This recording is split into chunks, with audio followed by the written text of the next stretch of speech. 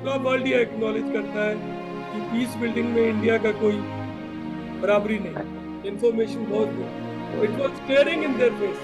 वो तो रिहर्सल कर रहे थे, आप करो चाहिए, sure, बहुत sure. जरूरी है। अगर सब कंट्रीज ऐसे सोचने लग गए तो बड़ा अनफॉर्चुनेट है।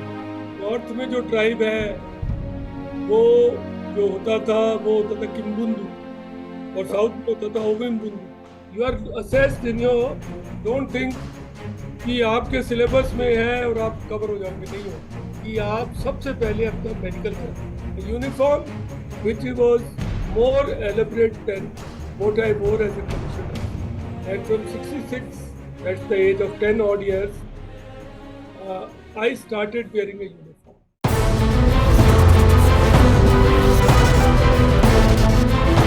Welcome to Prachin Talks, a podcast by Irvin Kurana.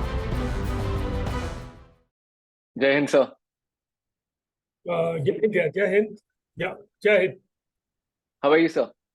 I am well, good. Thank you, sir. God So, thank you. kind. Sorry? How you? I'm good too, sir. Thank you so much.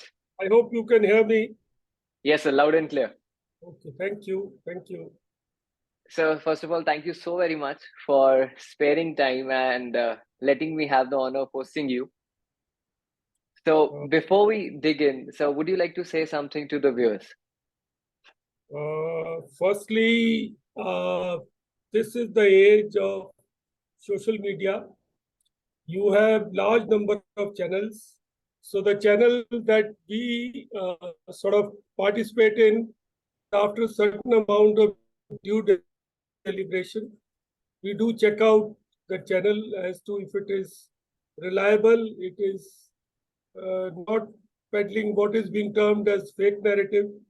So viewers, I come to you with that assurance that today, whatever I am doing is on a reliable channel, and we'll try to be as objective as one can be. So it's a Sunday. Thank you for sparing your time and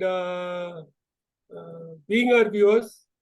And like they say on all channels that it's a standard thing that do like it if you find it useful, and then you can subscribe and press the bell icon, but test us out on the content. Thank you. Thank you so much, sir. So, sir, as we know that you got inducted in the Indian Army on 11 June 1977 into the 63 Cavalry, which is an armored regiment. And followed by that, you were also part of United Peacekeeping Missions, where you operated or served as the chief operating officer.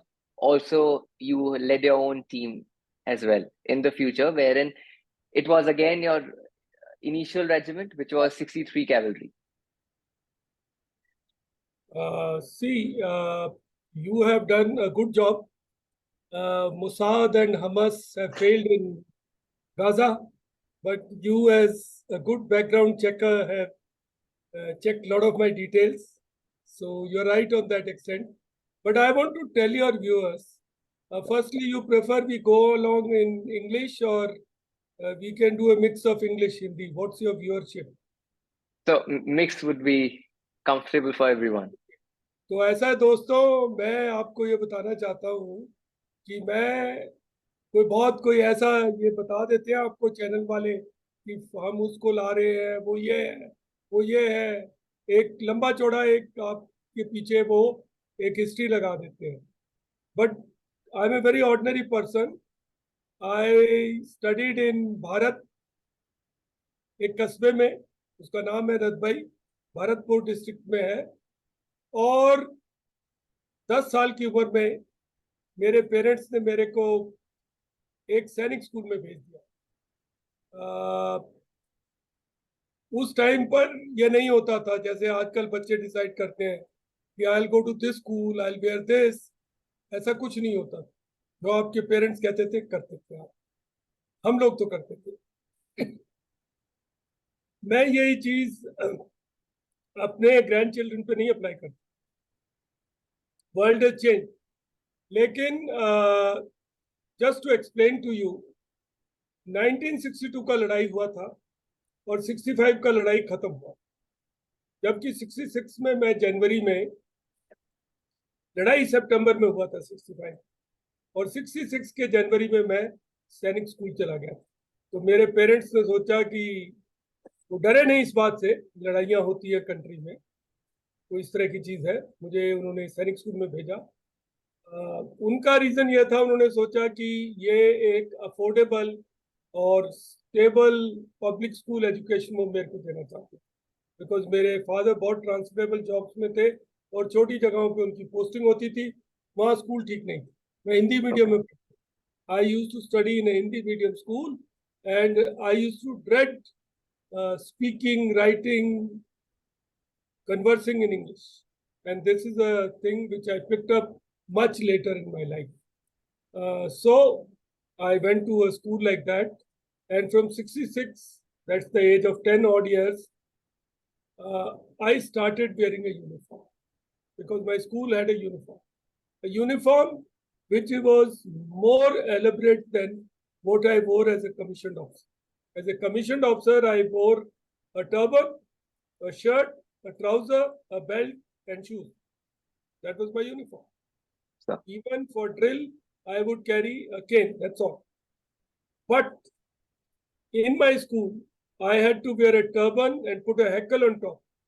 I had to wear a shirt, a shorts, a pair of shorts, put a belt, shoes, but wear stockings and Okay. tie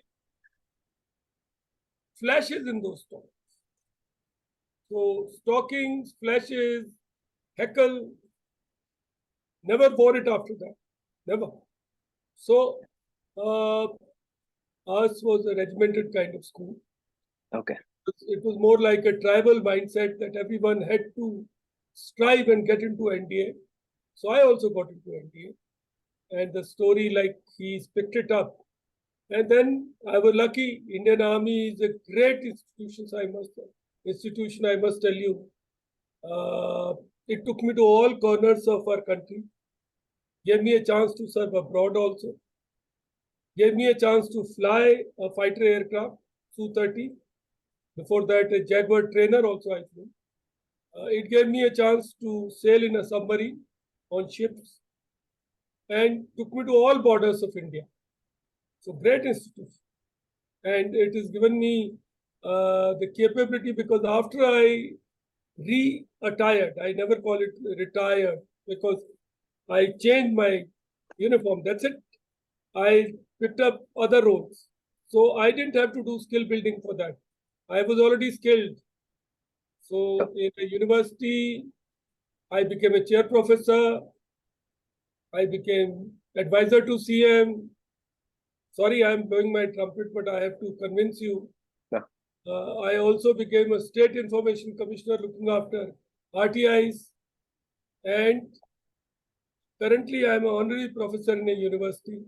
And much after my retirement, partly due to my commitments and also laziness which creeps in, I also completed my PhD last week.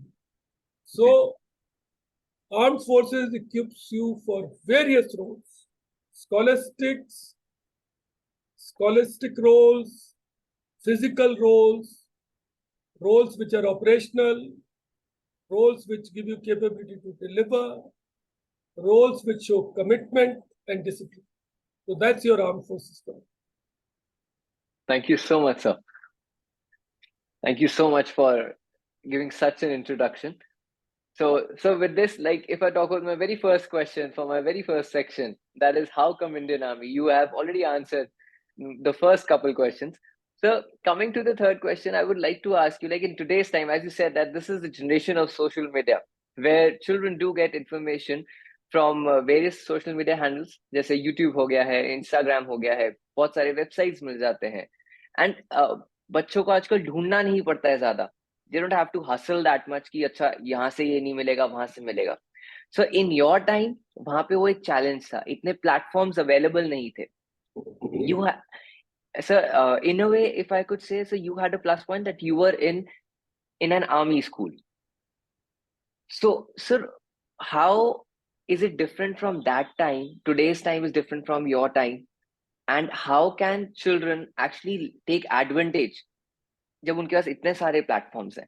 देखिए, ऐसा है कि ये तो बिल्कुल गलत होगा कहना कि इंफॉर्मेशन की वैल्यू उस टाइम पे नहीं थी। The hard logic which is survived over ages is knowledge is power. तभी तो सबसे इंटेलिजेंट आदमी राजा के दरबार में जाके गाने गाता था, उसका मंत्री बन जाना चाहता था, क्योंकि उसको पता था राजा के दरबार में इंफॉर्मेशन है। तो इंफॉर्मेशन तो हमेशा से पावर थी जी। इन आवर एज वो पावर हमको सीख करनी पड़ती थी स्टडी से। तो कुछ लोग कहते हैं वो टीडीएस था, क्योंकि मेरे को एक बड़ी अच्छी आदत पड़ गई, कुछ लोग उसको बुरी भी कह सकते हैं। मैं 7वीं क्लास से न्यूज़पेपर पढ़ना शुरू कर दिया, वो भी इंग्लिश न्यूज़पेपर। तो हमारे स्कूल में इंग्लिश न्यूज़पेपर आते थे और मैंने खुद पंगा लेकर मैं न्यूज़पेपर कलेक्शन का इंचार्ज बना। तो मैं न्यूज़पेपर कलेक्ट करता था लाइब्रेरी से और हर एक हाउस में जाके पढ़ता था। एंड दैट अटैच मी। आज भी मेरे बच्चे, मेरी वाइफ, जब घर में मेरे 3 न्यूज़पेपर आते हैं तो वो हंसते हैं कि पापा के न्यूज़पेपर है, हाथ मत लगाना, क्योंकि मैं न्यूज़पेपर को बहुत, और मैं न्यूज़पेपर्स को पढ़ने में मैंने अपना एक मेथड डेवलप किया है कि I save away things and I read them later. Reading का एक सीक्वेंस भी होता है कि आप स्कैनिंग करिए, फिर आप ऑप-एड्स को पढ़िए, क्योंकि एडिटोरियल से वो पढ़ना बहुत जरूरी है, वही आपको नॉलेज और डायरेक्शन देते हैं। तो चलिए अब हम बात करते हैं आगे कैसे है, आजकल क्या हो। आजकल मेरे व्यू में, अच्छा हमारे टाइम पे क्या था कि एक हमारे इंग्लिश टीचर थे, I want to talk about, he was mister Vadera. What a great man mister Vadera was. हमारे को उसने बोला कि आप को क्विज कराते थे, इंग्लिश में ऐसे लिखवाते थे, उसको चेक करते थे। तो जो क्लास में बेस्ट परफॉर्म करता था उसको वो इलस्ट्रेटेड वीकली पढ़ने को देते। इलस्ट्रेटेड वीकली उस टाइम पर ओनली मैगजीन होती, मतलब जैसे आजकल है इंडिया टुडे, पर वो भी कोई नहीं पढ़ता है। तो इलस्ट्रेटेड वीकली होती थी, हिंदी में होती थी धर्मयुग ये, और स्पोर्ट्स एंड पास टाइम। और बच्चों के लिए होती थी एक जेएस जूनियर स्टेट्समैन करके। तो 4-5 मैगजीन होती, सबको पढ़ता था, चाटता था। ये कहता है, मेरे को मजा आता है बात कहने में, तो इसी ने मेरी ग्राउंडिंग दी नॉलेज की चीजों की। तो उन्होंने ये कर रखा था कि वो पढ़ने के बाद अपनी इलस्ट्रेटेड वीकली को मार्क मूव करके बेस्ट स्टूडेंट जो ऐसे जीतता था उसको दे देते। हमको इलस्ट्रेटेड वीकली पढ़ने का नशा हो गया, तो उसकी वजह से खुशवंत सिंह जी से अटैच हो गए। हमने खुशवंत सिंह जी के नॉवल पढ़ने शुरू कर दिए। तो कई चीजें रीडिंग से हुई। तो आजकल के एज में क्या है, आजकल की एज में बहुत मटीरियल, फिल्ट्रेशन बहुत जरूरी है, उसका क्लासिफिकेशन भी बहुत जरूरी है। मैं मानता हूं कि आप, मेरे बच्चे न्यूज़पेपर नहीं लेते, he is a global head of a company, but he works on alerts। उसकी एज दूसरी है and he is more informed than me. वो तो पैसों के ऊपर डील कर रहा है भाई, मैं तो मेरे डिसीजन कुछ और थे। मेरा छोटा बेटा वो भी इंफॉर्मेशन स्फीयर में है, लेकिन वो न्यूज़पेपर को स्कैन ही करता है बस। We don't see newspaper like that. हमारा जनरेशन अलग, आपकी जनरेशन में आपको क्लासिफिकेशन करना चाहिए। You have to also, and you have, don't go only by likes, viewership, classify. There are people, जैसे कि अगर आपने चाइना के बारे में पढ़ना है तो किस कई चीज को पढ़ने से आपको करेक्ट इंफॉर्मेशन मिले। तो जैसे कि किशोर महबूबानी है, वो सिंगापुर बेस्ड है, यूएन का डिप्लोमेट्स है, वो थोड़ा प्रो चाइना लिखता है, थोड़ा, पूरा नहीं, थोड़ा, लेकिन एंटी चाइना ही होना काफी नहीं है। आजकल इंडिया में क्या है, किसी आदमी से बात करो, चाइना को रगड़ देंगे, चाइना को मसल देंगे, BRI fail, finish, going away. ऐसा नहीं है, ये मजाक की बात है। चाइना एक बहुत बड़ी कंट्री, पहले हमने उसको ठीक से समझा नहीं, and we are paying for it. So don't underestimate your enemy. ये तो चाणक्य ने भी बोला है। तो आप उसको करेक्ट सोर्स से पढ़िए। अगर आप इंडियन ऑथर्स को देख रहे हैं, मनोज जोशी को देखिए, उसके यूट्यूब आते हैं, वीडियो आते हैं, दूसरे आते हैं, उसको आप देखने की कोशिश करिए और उनको सेव करिए। मैं लिंक्स को सेव करता रहता हूँ। मैंने अपने टू डू नोट्स में नोट्स खोलता हूँ। जैसे मेरा रिसर्च का सब्जेक्ट था BRI एंड CPEC, उसके बहुत सारे आर्टिकल मैंने वहाँ लिंक सेव कर रखे, जब टाइम खोल के उनको पढ़ता हूँ। और आजकल तो आप सुन भी सकते हैं, वो भी आपके पास ऑप्शन है। तो प्लीज आप ऐसा करिए और कोशिश ये करिए कि कुछ जर्नलिंग भी करो, जॉटिंग भी करो, अपने नोट्स खोलो जिसमें कुछ चीजें लिखो, उनको कीन कर दो। बट जैसे कहते हैं ना, घर का कचरा रोज निकालना पड़ता है, garbage has to be thrown out. तो उसको पीरियोडिकली रिव्यू भी करना चाहिए। ये नहीं है कि अब जैसे मेरा जो CPEC और BRI का, I am confessing to my readers, to my viewers, कि वो ना ऐसे हो गया जैसे घर में रत्ती नहीं बेची हो 3-4 महीने। I have to now find time and prove it.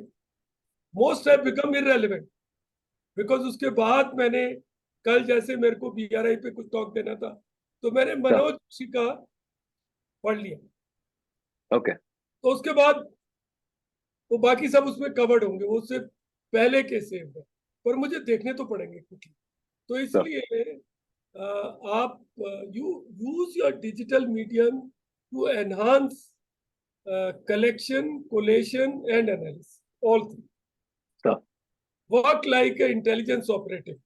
See, you all would know that Israel's intelligence is known as the best. Mossad, Shin Bet, best. Lekin they failed. Why? Were there no inputs? No. Information was there. It was staring in their face. वो तो rehearsal कर रहे थे वहां पे, लेकिन उन्होंने उसका एनालिसिस नहीं किया और उसमें से कोई इन्फ्रेंस नहीं होता। So please, whatever you read, whatever you do, try and journal. Write down few catchwords. Write down few important things. And whenever you have to, then go back to it and refresh your mind. That's how you should look at information and use it intelligently. So now that you have given a few advices, this brings us to our next section, which is around SSB. I am an armored corps and mechanized officer. Sir. And we were taught maneuver warfare. So we are told to maneuver past the questions. I have read your questionnaire. Most of it will get covered. But it will not get covered in the sequence that you desire. No problem, sir. We are, as soldiers, taught that you should make others react to you. Okay? Sir. So I'm enjoying this interaction. That means a lot. Okay. But you have crafted very nice questions. I must compliment you for it. Thank you so much, sir. So, sir, the very first question from the second section, which is around SSB. So what one advice would you give to the aspirants? See, I'll give you a very different kind of advice. Many people will give you advice कि बेटे इस academy में चला जा, उसमें चला जा. मेरा फर्स्ट एडवाइस ये है कि आप सबसे पहले अपना मेडिकल कराओ. क्योंकि कोई पॉइंट नहीं है, there are certain medical conditions which can not be change. फिर आप बिना किसी मतलब के एफर्ट मारो, फ्रस्ट्रेट हो जाओ. Let me give you an example.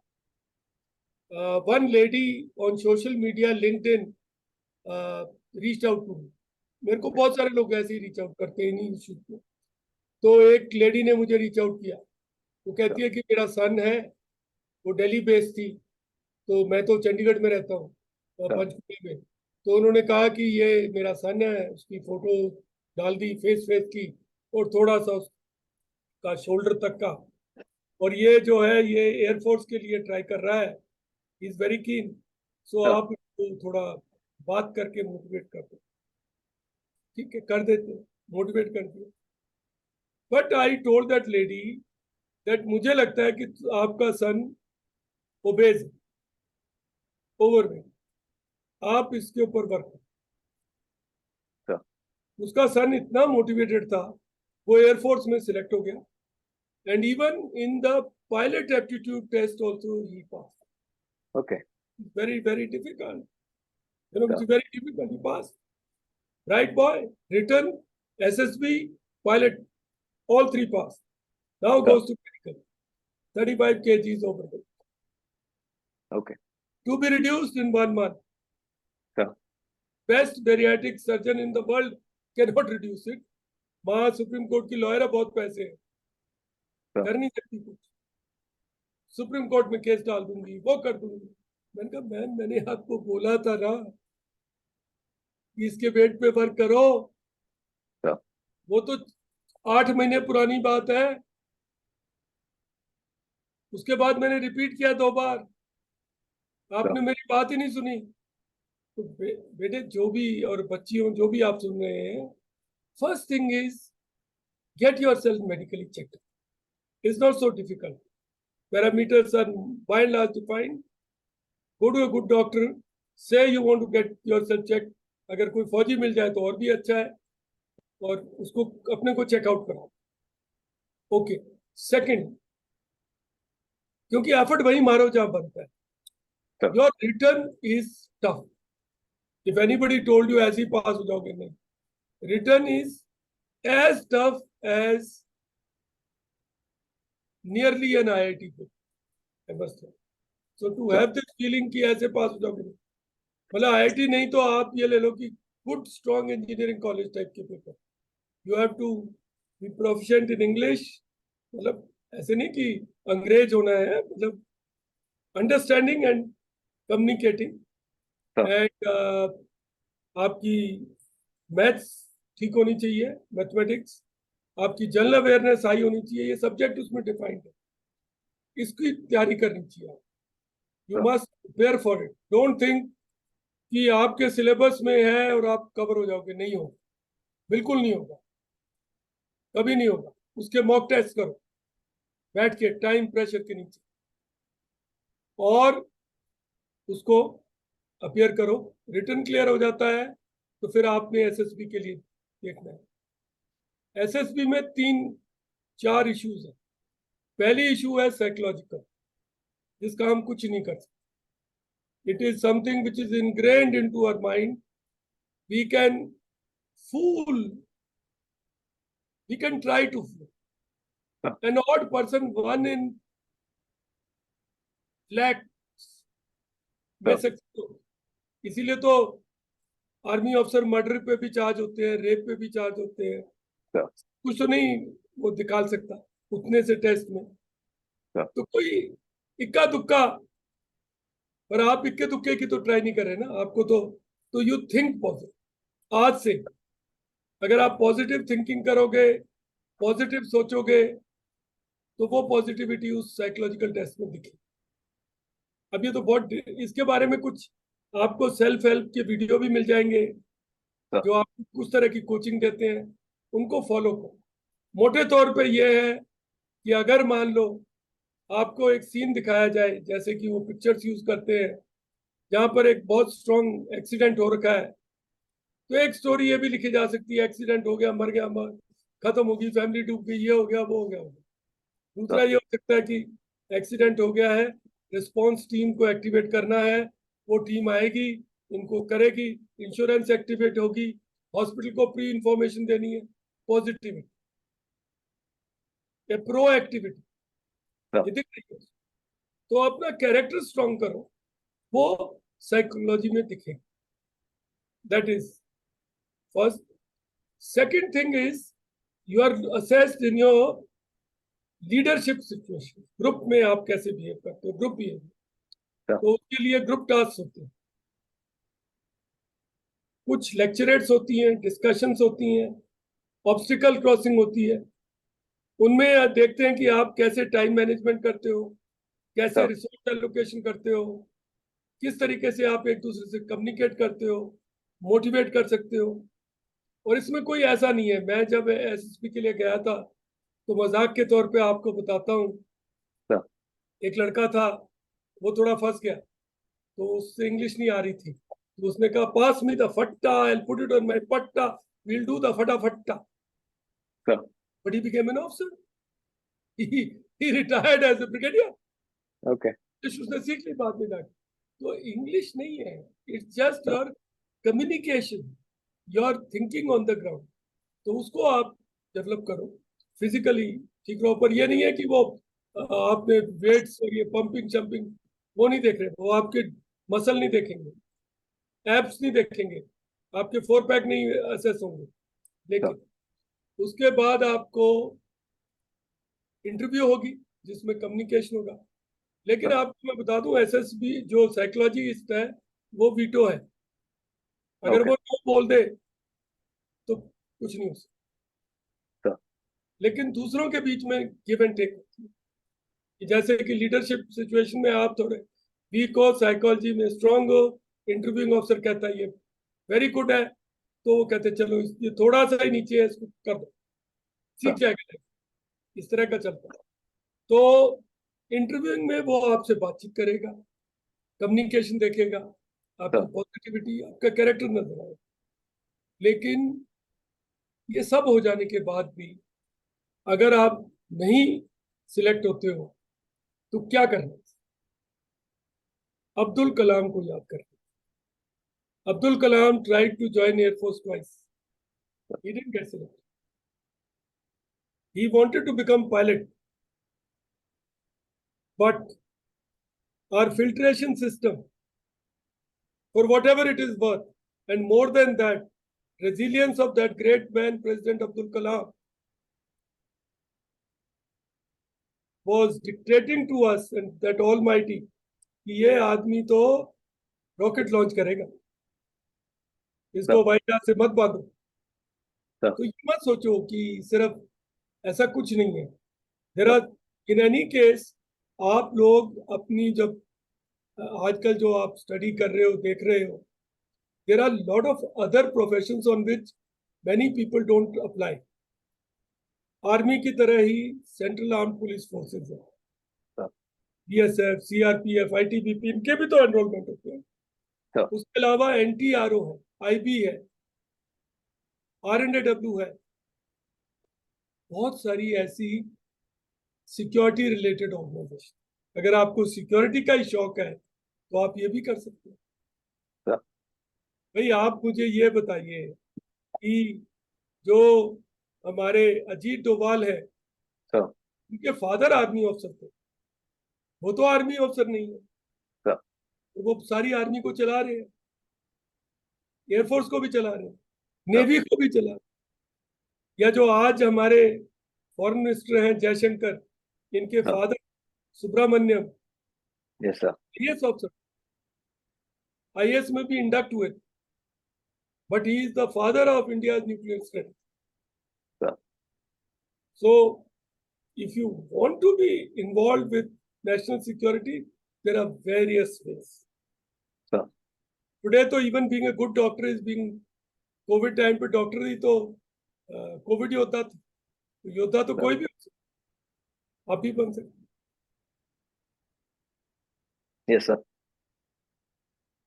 तो एसएसबी के लिए मेरा आपको यही है ज्वाइन के लिए कि ये चीजें देखो, और यूट्यूब पे बहुत सारी content,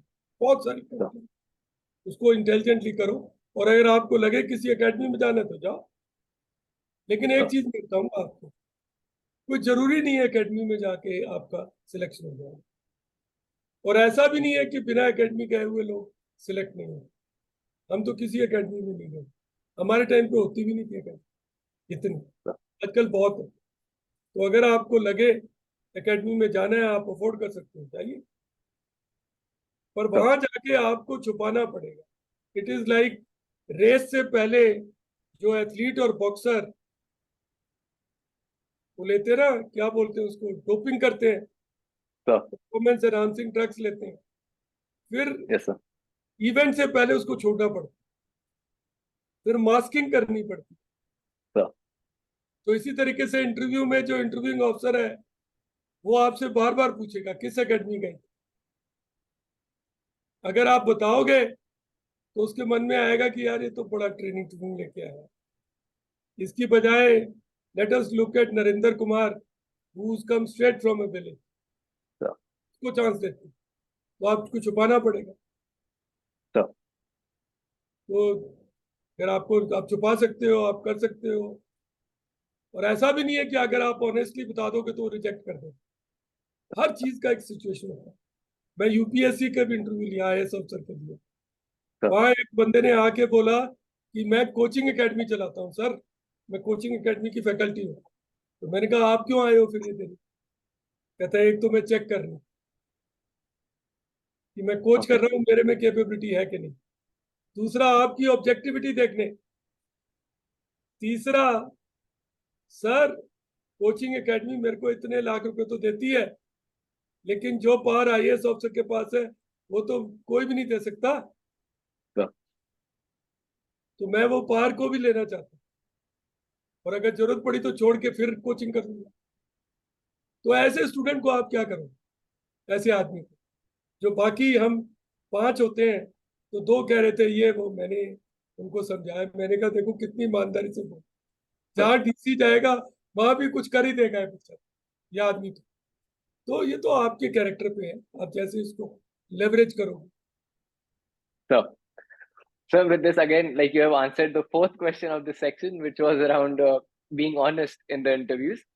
And so one last question is, sir, students do get swayed away जब उनको कोई फेक इंफॉर्मेशन मिलती है, फेक नैरेटिव्स चल रहे होते हैं, तो उस टाइम वो डीमोटिवेट होते हैं, दे शाय अवे। सो उसके लिए आप क्या एडवाइस करना चाहेंगे? देखिए ऐसा है लाइफ में ना, आपको मेंटर्स बनाने चाहिए। सर। कोशिश करनी चाहिए कि कुछ रिलायबल आपके मेंटर हो। या आप देखते हैं अमिताभ बच्चन का शो, सर। कौन है फ्रेंड? सर। वो फ्रेंड के नाम देते हैं ना, वो तीन। सर। तो लाइफ में ऐसा तो नहीं कि हर एक सिचुएशन आप अपने आप ही कर लो। Sir. You need your friends, associates, honest ones sir. who will give you correct advice. So you should try and have those. Listen to your parents. They are, at least they have that selfish interest of, दोस्तों में तो jealousy भी हो जाती है, तो checkout तो आपको करना पड़ेगा। और आजकल तो फैक्ट चेक भी है, आप फैक्ट चेक भी कर सकते हो। सो डोंट बिकम पीछे पीछे लग लो। पीपीएल फोर्स, पीपीएलएल बोलते थे हम फौज में, कि पीछे पीछे लग लो। उनका लाइफ में ज्यादा कुछ नहीं हो। और थोड़ा रिस्क टेकिंग भी करनी चाहिए, अपना पाथ भी बनाना चाहिए, कुछ अलग करने की कोशिश भी करनी चाहिए। तो वो आपको जरूर देखना। So with this, we come to the next section, which is around United Nations mission of yours in Angola. So the mission that started in February 1995, basically a civil war. So where India contributed with our 1,200 braves. So my very first question for this is, what initiated this war? What instigated it?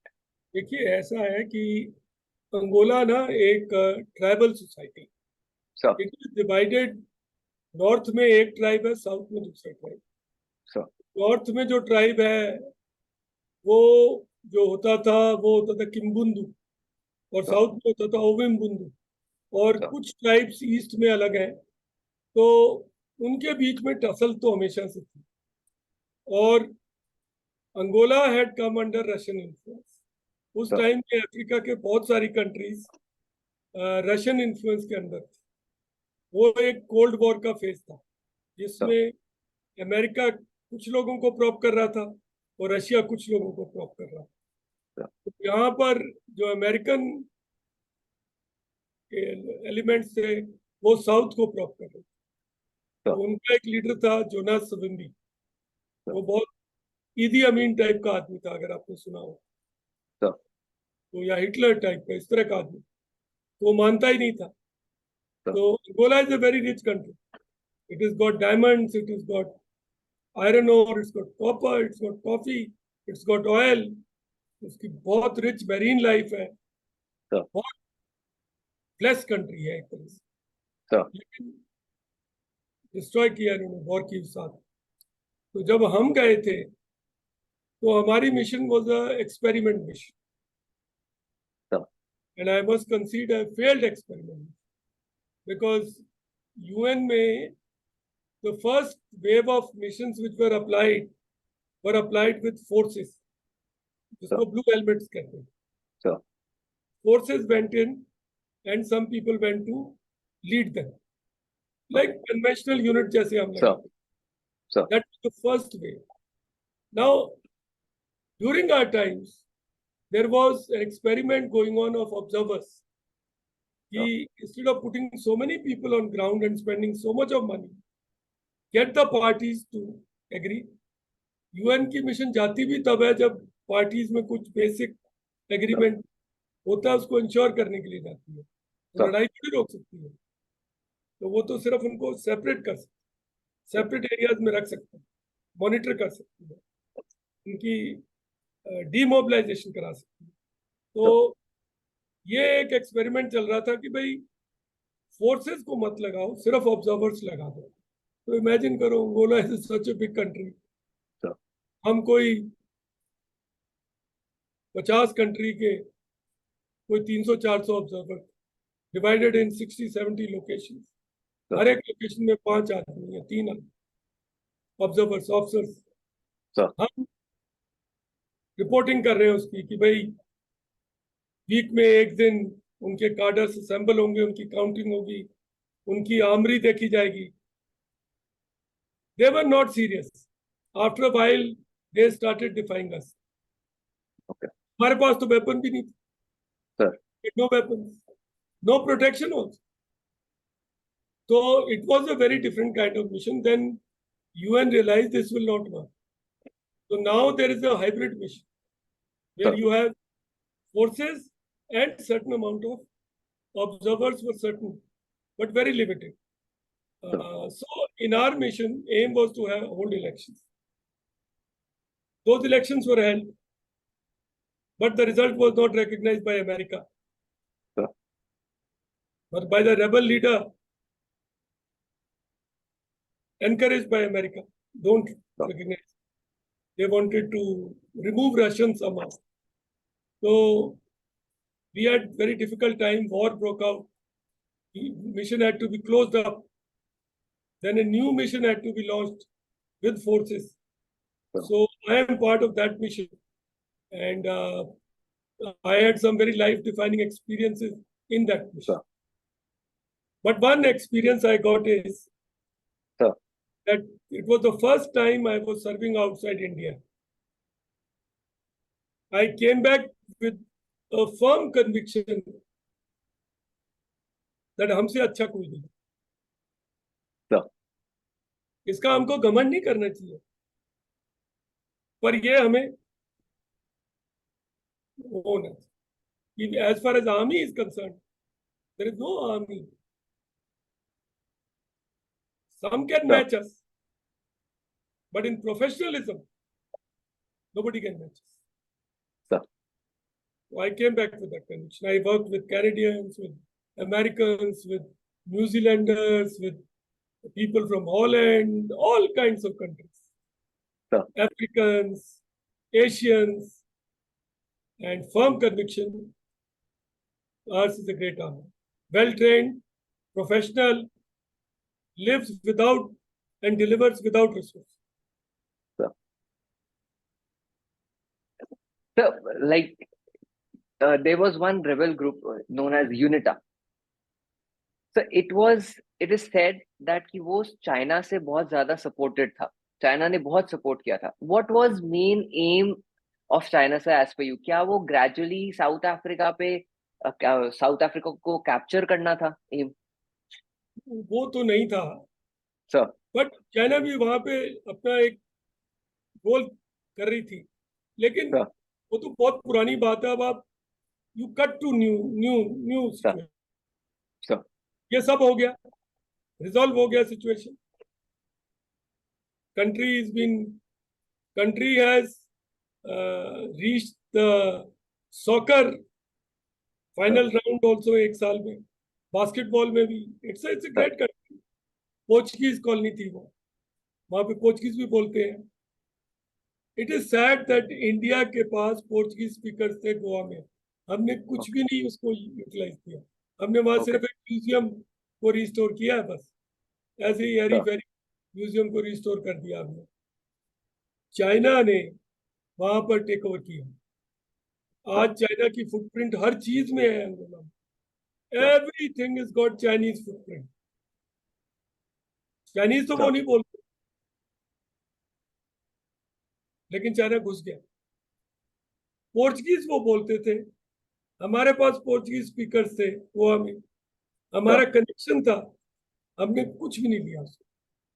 This is a sad story of our bureaucracy, our foreign service. ये हम अपनी strengths को leverage ही नहीं करते. जब हम Angola में थे हम कहते थे, वो हम पे हंसते थे. यार आप क्यों बता रहे हो हमें फॉरेन पॉलिसी? प्रॉब्लम ये है कि फॉरेन पॉलिसी कोई रॉकेट साइंस नहीं है. कॉमन मिलिट्री नॉलेज है, कॉमन सेंस है, थोड़ी बहुत उसमें स्किल्स है, वो डेवलप कर लेते हैं डिप्लोमेट्स. तो वो स्किल्स तो दूसरे भी डेवलप कर सकते हैं, लेकिन कॉमन सेंस को तो मत छोड़ो. हम वहां देखते थे सिचुएशन, बड़ी कंट्रीज ट्राई कर रही थी. इंडिया तो बस बैक बर्नर पे था. ये तो अभी पिछले 10-12 साल में इंडिया में ये जोश आया है. We should also have a role in every country where we, and that's a very positive change. I appreciate that, but we should take it forward and never go back to that way. So one more question for this, that जब mandate बना था इस चीज को लेकर कि finally अब जो वॉर होगा, वॉर स्टॉप करना है, एक वॉर हॉल्ट पे आ जाना चाहिए. So sir, how did it come to halt and उसके फिर बेनिफिट्स क्या हुए थे और कॉन्सिक्वेंसेस क्या हुए? जी, जब हम गए थे वहां एक गवर्नमेंट तो थी, सर. रेबल उसके अगेंस्ट लड़ रहे थे. सर. तो इलेक्शंस हुए, जैसे हमारे इलेक्शन भी रिकॉग्नाइज हुए, फिर दोबारा इलेक्शन हुए. इलेक्शन में क्लियर मेजोरिटी के साथ एमपीएलए जो पार्टी उस टाइम थी वही जीती दोबारा. हार गई. थोड़ी किस्मत अच्छी ये भी थी कि जोनास सविन भी ओल्ड एज से मर गया. Sorry to sickness and old age he passed away. तो उसके पास अवे होने से वो ग्रुप ही टूट गया. So then somehow cold war also cooled down. So Angola became peaceful. But my biggest lament is China is in Angola in people. It could have been avoided. So this gets us to our next section. As we know, UN and UN के अंदर India का contribution शुरू से रहा है और हमेशा से हाई नंबर्स में रहा है कि हमारे गैलन ब्रेव्स जाते हैं यूएन का मिशन में पार्ट होने के लिए and they are deputed over there. So मेरा क्वेश्चन आपसे ये है, क्योंकि एक स्टेटमेंट आता है फ्रॉम सिविलियंस यूजुअली कि आप अपने मदरलैंड को छोड़ के दूसरे की कंट्री में जाकर आप सर्व कर रहे हो. सो उसका फायदा क्या है? क्यों आप बाहर जाके सर्व करेंगे, अपने देश के अंदर क्यों नहीं सर्व करते? देखिए, ऐसा है कि अगर सब कंट्रीज ऐसे सोचने लग जाएं तो बड़ा अनफॉर्चुनेट हो जाएगा. क्योंकि आज जो ये वेस्टर्न कंट्रीज हैं ये नहीं एडिक्वेटली वहां पर कमिटमेंट दिखाते. इवन चाइना के जो कॉन्टिजेंट होते थे पहले नहीं होते थे, अब होने लगे. और चाइना का परफॉर्मेंस कोई अच्छा नहीं हुआ यूएन में. तो UN is an excellent opportunity to give an exposure, to do benchmarking. आप अपनी फौज की क्वालिटी को चेक कर सकते हैं, इंटरनेशनल कोऑपरेशन बढ़ा सकते हैं, इंडिया की इमेज को इम्प्रूव कर सकते हैं। और अगर हाँ। इंडिया को मान लो कभी जल्द ही सिक्योरिटी काउंसिल में मेंबरशिप मिली परमानेंट, तो उसमें से 70% रोल पीस बिल्डिंग का होगा, हाँ। क्योंकि पूरा वर्ल्ड ये एक्नॉलेज करता है कि पीस बिल्डिंग में इंडिया का कोई बराबरी नहीं।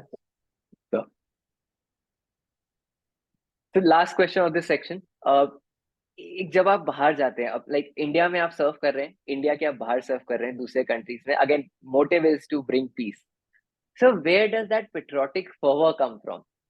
लाइक ओवर देयर आप यूनिफॉर्म पहन रहे हैं, बट अगेन आप अपने मदरलैंड में नहीं सर्व कर रहे हैं, तो आपने जैसे कहा कि एक एम भाई ये पीस लाना है, स्टिल वो पेट्रियोटिक फर्वर कहाँ से आता है? वो तो देखिए ऐसा है, आप अपनी अपनी कंट्री, अपनी रेजिमेंट, उसका नाम कभी डाउन नहीं होने देगा। और मेच्योरिटी इतनी होती है, देखो जनरल विक्रम सिंह जो हमारी आर्मी के चीफ थे, और जनरल बाजवा जो पाकिस्तान आर्मी चीफ थे, दोनों इकट्ठे थे कॉन्गो में। वो मेच्योरिटी होती है, बिकॉज इसी तरीके से आप उसी लेवल पे जाते हैं। पर मैं आपके व्यूअर्स को एक बड़ी इंटरेस्टिंग बात मेरी पीस बिल्डिंग की बताना चाहूँ। मैं UN पीस बिल्डिंग में था, और वहां पर एक हमारी कैपिटल थी लुआंडा, अंगोला की, वहां मैं स्टेशन था। वहां से कुछ किलोमीटर आगे जाकर ऊपर को नॉर्थ की तरफ एक सिटी थी कसीटो, जो कि प्रोविंशियल कैपिटल थी, जैसे कि चंडीगढ़ है दिल्ली के लिए, या लखनऊ है, इस तरह से एक कैपिटल। उसको रेबल्स ने कंट्रोल कर लिया। वहां पर हमारे रेड क्रॉस के वर्कर थे, इंटरनेशनल वर्कर थे, UN एम्प्लॉयज थे, लेडीज भी होती है वहां। तो एक लेडी प्रेग्नेंट थी, अब उसको वहां से निकालना था। तो हमने नेगोशिएशन किए, टाई अप किया। UN के हेलीकॉप्टर व्हाइट कलर के होते, उन पे लिखा होता है UN। हम वहां गए, 2 पायलट हैं, रशियन पायलट हैं, वो फ्लाई कर रहे हैं, मी-8 हेलीकॉप्टर है, उनके बीच में मैं खड़ा। पहले तो ऐसी मिशन में कोई जाना नहीं चाहता UN में, तो हम 3 गए थे। उस मेरा कमांडर, एक इजिप्शियन ऑफिसर, मैं और एक रेड क्रॉस, हम 3 गए। तो वहां हम जा रहे हैं, मैं वॉकी टॉकी से नीचे बता रहा हूँ कि हम लैंडिंग के लिए आ रहे हैं, व्हाइट हेलीकॉप्टर, सब कोऑर्डिनेटेड। हम स्कूल के कंपाउंड में लैंड कर रहे हैं, और फायरिंग शुरू हो जाती है, ठक ठक ठक ठक ठक ठक ठक, और मशीन गन का फायर हमारी जो कॉकपिट की विंडस्क्रीन है उसको तोड़ता हुआ आकर पायलट को हिट करता है, और पायलट के एक हाथ में गोली लगती है। 2 पायलट हैं, ये पायलट दूसरे पायलट को हैंड ओवर करता है हेलीकॉप्टर, और वो पायलट हेलीकॉप्टर को, मजेदार बात यह है कि पायलट इंग्लिश नहीं बोलता, मुझे रशियन नहीं आती, हम मोनोसिलेबल में बोल रहे हैं। मैं कह रहा हूँ कैपिटल कैपिटल लुआंडा, वो कह रहे हैं गोइंग गोइंग, ये बात। और फिर एक RPG का रॉकेट प्रोपेल ग्रेनेड का राउंड आता, वो हेलीकॉप्टर को नीचे से ग्रेज कर देता है। हेलीकॉप्टर, ऐसा मैंने कभी लाइफ में, जैसे कि मैं अर्थक्वेक के अंदर हूं वैसा सिचुएशन। तो लेकिन हम लकी थे, बच के आ गए, और भगवान हमारे साथ था। पर कहानी यहाँ शुरू हुई, ये तो ट्रेलर है, कहानी बाकी है मेरे दोस्त। अब ऐसे सिचुएशन में आप क्या करेंगे? जो मेरा इजिप्शियन बॉस है वो कहता है कि मैं तो, मेरे को एक्सप्लेनेशन मांगा है मैं क्यों गया था, मैं गया ही क्यों? मेरे को गैलेंट्री अवार्ड तो दे दिया उन्होंने, पर बोला है कि मैं गया ही क्यों था। वो मेरे पीछे लेटा हुआ था, अल्लाह अल्लाह बोल रहा था पीछे लेटा हुआ। मैं तो फिर भी खड़ा था, क्योंकि मुझे मौका नहीं मिला, क्योंकि मेरे साथ सडनली हुआ, और रेड क्रॉस वाला तो पीछे बैठा था। लेकिन मैंने सोचा यार कि ये तो बहुत बड़ी हार होगी,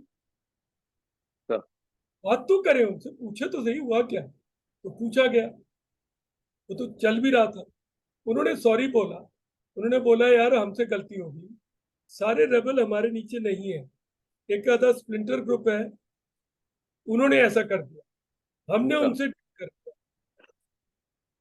तो हमने कहा हम दोबारा आना चाहते हैं, उनका हम इंश्योर करें। हाँ। अब मैं भी, भगवान ने कुछ शक्ति दी थी, आर्मी ने ट्रेन किया था, तो मैंने अपने, जब मैं फील्ड में टीम कमांडर था, तो वहां मैं एक आदमी से मिला था, भूला मताड़ी, हाँ। जिसने गोवा में नौकरी की, पोर्चुगीज के नीचे। हाँ। उसको हिंदी भी आती थी, इंग्लिश भी आती थी, पोर्चुगीज तो आती थी, थोड़ी पोर्चुगीज तो हम भी सीख गए। तो मुझे पता था कि भूला भूला मताड़ी मेरा दोस्त बन गया। हाँ। मुझे पता था कि भूला मताड़ी अब रेबल ग्रुप का हेडक्वार्टर में नंबर 2 या 3 नंबर। हाँ। तो मैंने भूला मताड़ी को रीच आउट किया, मैंने कहा आप हमारे साथ हेलीकॉप्टर में चलिए। उन्होंने कहा हम अपने रेडियो पे रोज अनाउंस तो कर रहे हैं। मैंने नहीं, आप चलिए, आप तो बहुत ब्रेव है, आप क्यों डर रहे हैं। तो उसको लगा, वो उसने कहा मैं चलूँ। तो रेडियो पे ये अनाउंस होने लगा कि भूला मताड़ी उस चौपर में आएंगे। हाँ।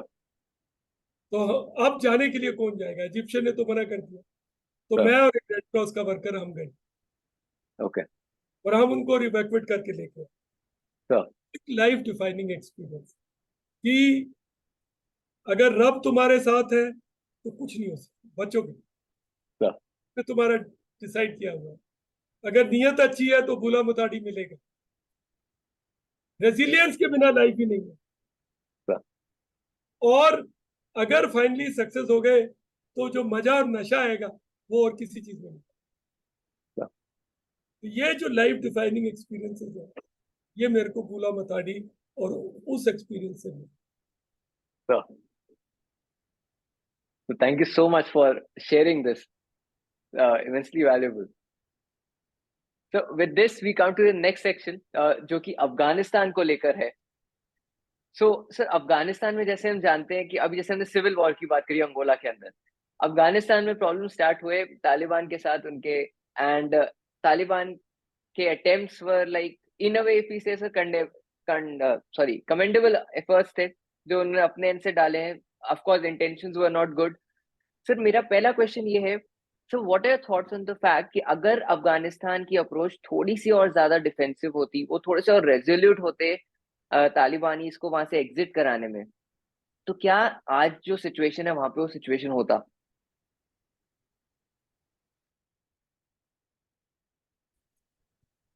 अमेरिका की जो अप्रोच है ना, सर। शुरू से ही कोई ज्यादा अच्छी नहीं थी। देखो आप sir. Different parts of world में जाते हो, अपना सॉल्यूशन इम्पोज करना चाहते हो, sir. you want to impose a Western model of democracy in a country which is not used to democracy. Sir. तो वहां पर अगर आप डेमोक्रेसी लगाना भी चाहते हो तो वो शूरा टाइप डेमोक्रेसी, क्योंकि उनकी शूराज होती है, ट्राइबल काउंसिल्स, सर। मजलिस जैसे ईरान की पार्लियामेंट है, मॉडल्स तो वो लगाने पड़े। आपको अपने सर। वेस्टर्न मॉडल तो नहीं लगा सकते। और वहां पर उन्होंने क्या किया कि जैसा मेरी समझ में आता है सर। कि जो उन्होंने प्रेसिडेंट लगाए, हमीद करजाई तो थोड़ा सन ऑफ द सॉइल था, सर। बट उसके बाद जो बड़ी गलती की वो क्या किया, अशरफ गनी को लगा दिया। सर। अशरफ गनी अमेरिका में प्रोफेसर थे 20-22 साल से, सर। तो उनको अफगानिस्तान की कुछ पकड़ ही नहीं थी। इसीलिए जब अफगानिस्तान से भागे तो अशरफ गनी की एसयूवी से पैसे गिर रहे थे। सर। करप्शन,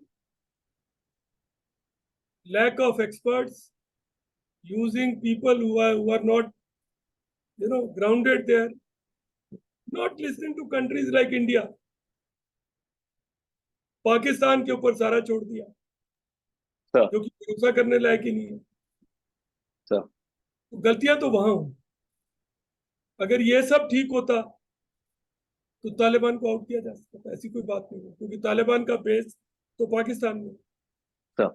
और पाकिस्तान तो गेम ये खेल रहा था कि उसने तालिबान को ही पार में लाना है। Sure. और अब उसको पता लग रहा है कि तालिबान को पार में लाने का मीनिंग क्या है। क्योंकि जो वो सोचते थे कि अफगानिस्तान हमारी स्ट्रेटेजिक डेप्थ है, अब अफगानिस्तान कह रहा है कि पाकिस्तान हमारी डेप्थ। Sure. क्योंकि जो अफगानिस्तान और पाकिस्तान की बाउंड्री है, ड्यूरेंट लाइन, वो Sure. कोई ऐसी बाउंड्री थोड़ी है, वो तो across the tribes, Sure. Mehsud, Waziri, इन सब के बीचों बीच से जा रही है। कुछ इधर कुछ उधर, शादियां इधर होती हैं उधर होती हैं। जब पिछली बार तालिबान की गवर्नमेंट बनी थी, ये तो दूसरी बार बनी है।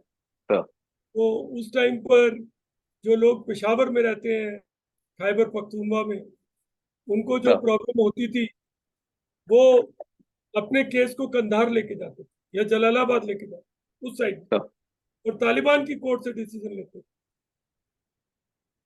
क्योंकि Sure. उनका जो कोड है वो पश्तून वाली है, Sure. Tribal code, and they never trusted their own courts, क्योंकि वहां तो Sure. बहुत करप्शन। तो एक बात तो है कि हम मैं तालिबान को बिल्कुल अप्रिशिएट नहीं करता, क्योंकि मैंने खुद अफगान ऑफिसर्स को ट्रेन किया है। Sure. मैं अफगान ऑफिसर्स के साथ ट्रेन हुआ हूँ, वो एनडीए में मेरे साथ थे 3 साल। Sure. अ, मेरे फ्रेंड्स हैं वहां पर, मैंने यूनिवर्सिटी में अफगान बच्चों को पढ़ाया है। तो मैं Sure. तालिबान की सपोर्ट तो नहीं करता, Sure. लेकिन तालिबान की जो अच्छाइयां उसको भी आप पूरा नजरअंदाज नहीं कर सकते। Sure. उनमें करप्शन रिलेटिवली कम है, Sure. और उनके अंदर जो उस सोसाइटी की नीड है, हमारी नहीं, उस सोसाइटी की, और हम नहीं, हम चाहते हैं कि इसमें इसको थोड़ा मॉडरेट किया जाए, Sure. और वो उस सोसाइटी की नीड्स को समझते हैं, Sure. तभी तो वो वहां पे सरवाइव कर रहे हैं, Sure. तभी तो वो अमेरिका से वॉर जीत गए। Sure. उनकी जो सोसाइटी का कल्चर है वो भी देखना पड़ेगा। आप ये नहीं कह सकते कि वेस्टर्न कल्चर इम्पोज कर, मेरा Sure. भी। Sure. But Sir, sorry key to the problem is Pakistan. अगर sure. पाकिस्तान कोऑपरेट करता तो script could have been reread completely. Sure. Sir अभी रिसेंटली तालिबान के फॉरेन मिनिस्टर और उनके यहाँ से एक स्टेटमेंट आया था कि मोरलेस they are passing out a bill जिसके अंदर वो विमेन एम्पावरमेंट की बात करने वाले हैं। अभी जैसा भी हम जानते हैं सर कि women are already in pain in Afghanistan, like in immense pain because of the restriction जो उन पे डाले जा रहे हैं, उनको पढ़ाई से रोकते भी हैं। तो सर आपका क्या व्यू है, क्या अगर ये बिल निकलता भी है, will women get some relief? देखिए, जितना भी हो वो रिक्वायर्ड है, सर बहुत देर हो चुकी है, चाहिए, सर बहुत सर जरूरी है। क्योंकि ये बहुत गलत बात है, क्योंकि अफगान सोसाइटी में women use to play role, sir वो खत्म कर दिया गया है, and women are resilient. So sir even in Saudi Arabia now women are allowed to drive. Slowly this society should change, because you cannot, जिस जमाने में पर्दा और ये सब किया जाता था या विमेन को सेपरेट सर रखा किया जाता था, वो एक जमाना अलग था। उसमें कोई भी किसी की बेटी को उठा के ले जाता था, सर उसे उसको अपने घर में रानी बना के बिठा देता था या बेगम बना के बिठाता था। सर राजाओं की 100 बेगम होती थी, सर उनके हरम होते थे। अब कहाँ है वो? नहीं है, sir it is not there. So if it is not there, where is the need for insecurity? Sir I know everything will not be honky dory और कोई एकदम परफेक्ट सॉल्यूशन तो नहीं निकलेगा, but sir we go towards that direction, जाना तो चाहिए उस direction. Sir next question to you sir, जब तालिबान इन्वेड कर रहा था अफगानिस्तान में, कैप्चरिंग चल रही थी, तो तालिबान ने फॉरेन नेशनल्स को जो अफगानिस्तान में रहते थे and they were trying to evacuate themselves, उनको कुछ भी प्रॉब्लम नहीं आने दिया। They left without even a scratch. But जहां पे Afghanis try to evacuate from that place, they either stop them और दे किल्ड देम।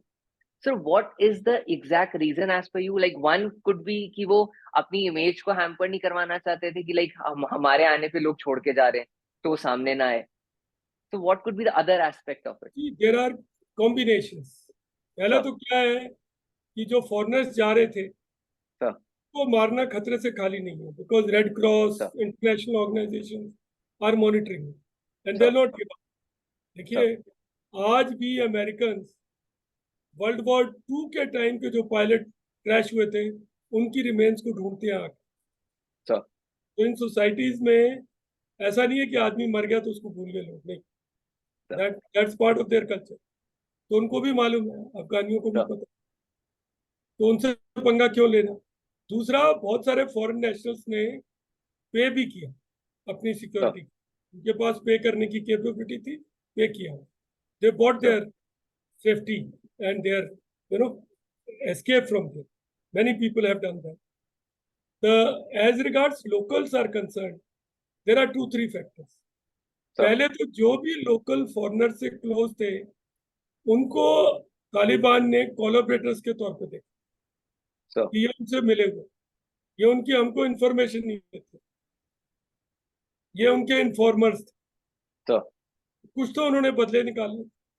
सर कुछ ये भी था कि जो, देखिए, अमेरिका जब बाहर निकला है बरगम बेस से तो बहुत सारे लोगों को साथ लेके गया। सर वो लोग थे जो कि अमेरिका के कोलैबोरेटर्स, जिनको तालिबान शर्तिया तौर पे मार देते, सर और क्यों उनको साथ लेके गया। आज भी अमेरिका के पास रिकॉर्ड्स हैं, उसके बेसिस पे वो लोगों को असाइलम देते, sir because their parents delivered to us when we were fighting in Afghanistan. तो जैसे मैंने कहा ना, वो भूलते नहीं है। Sir They have the method to keep a record and this.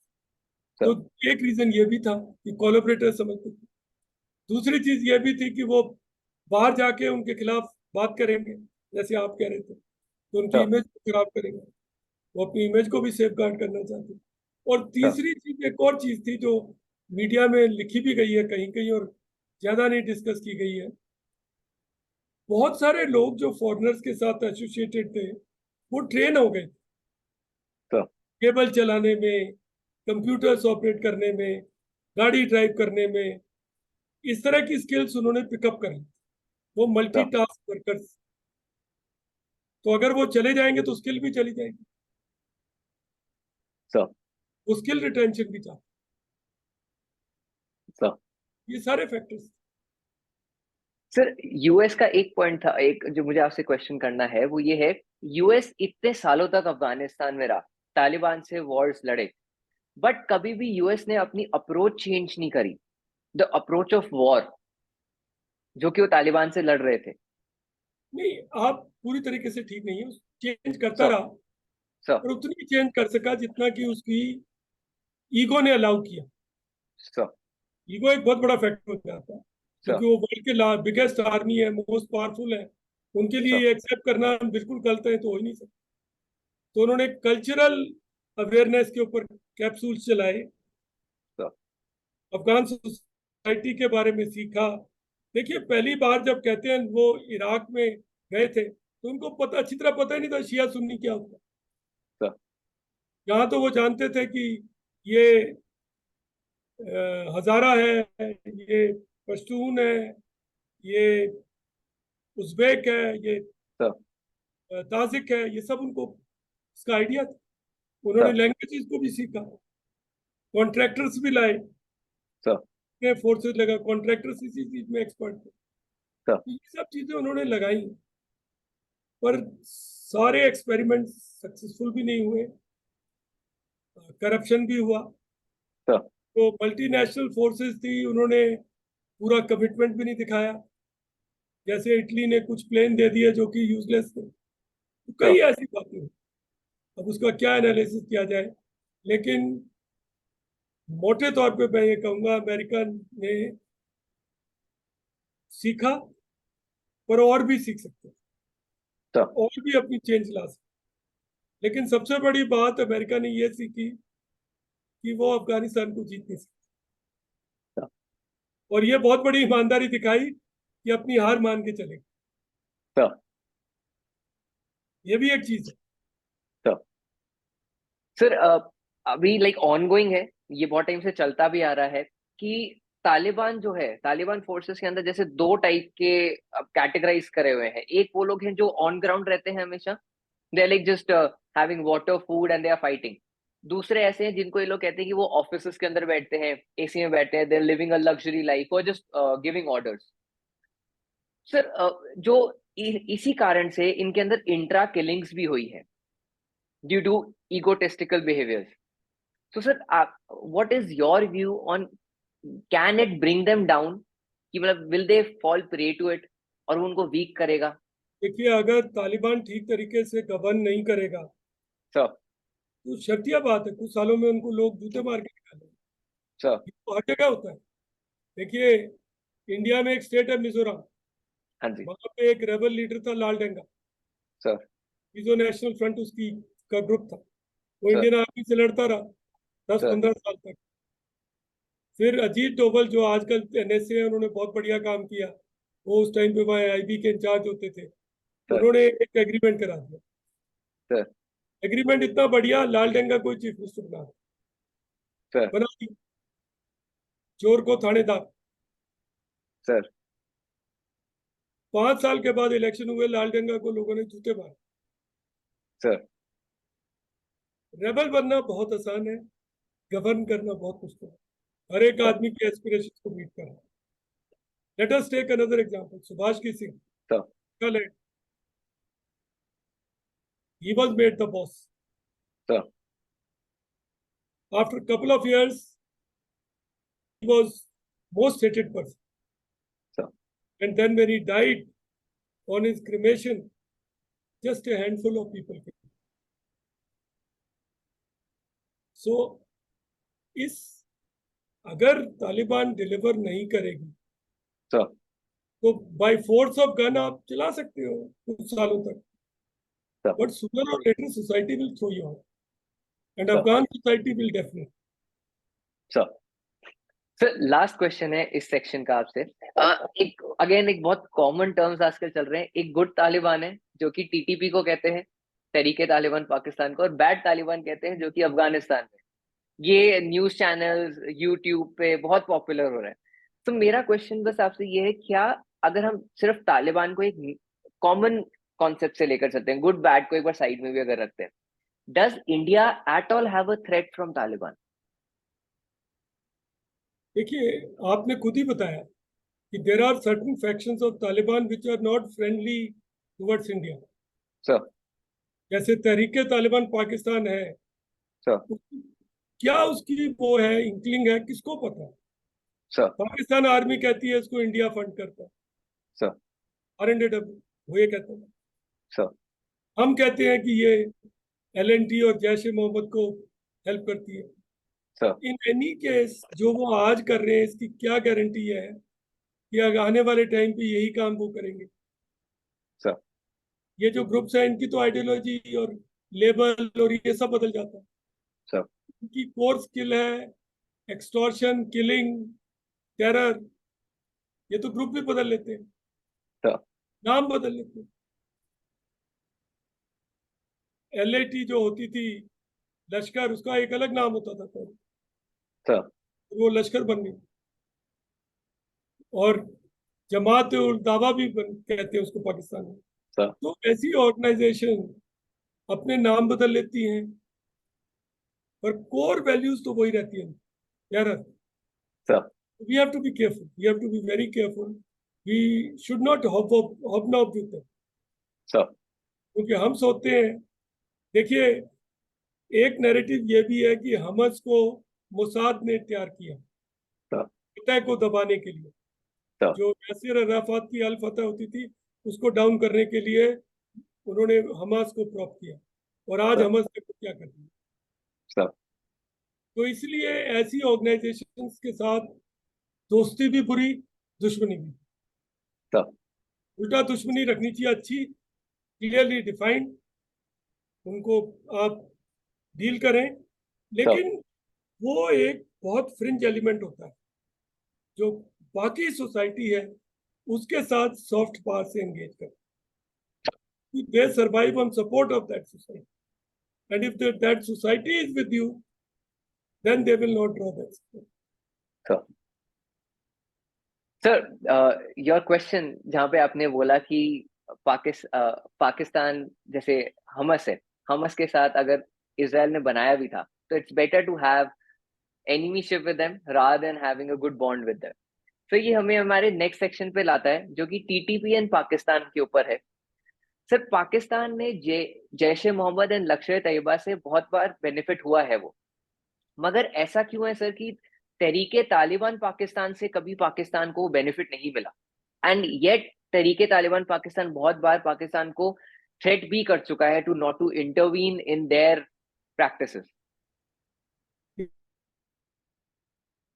जो एक्सट्रीमिस्ट ग्रुप्स होते हैं ना, सर इनकी एक हायरार्की होती है सर जो एक दूसरे के साथ कॉम्पिटिटिव होती सर है, और उनका जो कोर होता है, अ, जैसे कि जैश ए मोहम्मद है, सर देवबंदी है।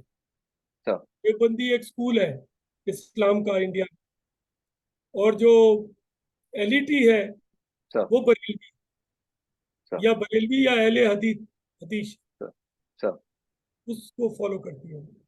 तो इनमें क्या है कि डिफरेंट पोजीशंस है। सर सूफी है, वो मज़ार है, वो कव्वाली करते हैं। आप अजमेर में दरगाह शरीफ पे जा सकते हैं, उनके दरगाह भी बने हुए हैं। सर जो जो कट्टर इस्लाम है, सर उसमें आप किसी आदमी का दरगाह नहीं बना सकते। इवन जो प्रॉफिट मोहम्मद है, उसकी जो कब्र है वो ऐसी कोई नहीं है जैसे दरगाह है, नहीं है ऐसी, सर बनाने नहीं देते। वो सर मानते हैं कि एक ऊपर खुदा है और बाकी किसी को हक नहीं है ये सब इस तरह की वो लेने का। सर लेकिन ये सूफी तो कुछ और है, बरेलवी कुछ और है, देवबंदी कुछ और है, अहले हदीस कुछ और है। तो सर ये सब अपनी अलग अलग उस स्लॉट्स में फिट हो जाए, और सर इनके बीच में कंपटीशन हो एक दूसरे के साथ, कौन किससे ज्यादा कट्टर बनेगा, सर कौन बनेगा सबसे कट्टर, who will be the most this thing, because that is their USP. देखिए अभी पाकिस्तान में है तहरीक लबाइक पाक, यस सर जो कि खादमी की पार्टी है, उसको बोलते हैं, एक आदमी है खादमी, उसने वो पार्टी बनाई हुई है। अब तो वो गुजर गया, तो वो उसका क्या है, वो किसी को भी कह देते हैं कि ये तो गैर इस्लामिक, ब्लास्फेमी, और उसको मार देते हैं। एक श्रीलंकन को मार दिया, किसी को भी। सर तो ये कहाँ है, इसकी कोई आईएसआई मार्क नहीं है, सर कोई क्यूआर कोड नहीं है कि स्कैन करो बोलो पता लग जाएगा। ये तो सर मेरा जजमेंट, और जज करने वाले एक दूसरे के साथ compete कर रहे हैं। तो तहरीक तालिबान पाकिस्तान का कोर ये है, वो ये मानता है कि पाकिस्तान जो चल रहा है वो इस्लामिक ढंग से नहीं चल, सर शरिया को नहीं फॉलो करता। वो चाहता है कि पाकिस्तान अफगानिस्तान की तरह शरिया को फॉलो। सर वो पाकिस्तान को अफगानिस्तान की सिचुएशन में ले जाना चाहता है। Women will not work, purdah will be there, sir and all punishments will be given by cutting hands। ये करना, सर दैट इज डिफिकल्ट।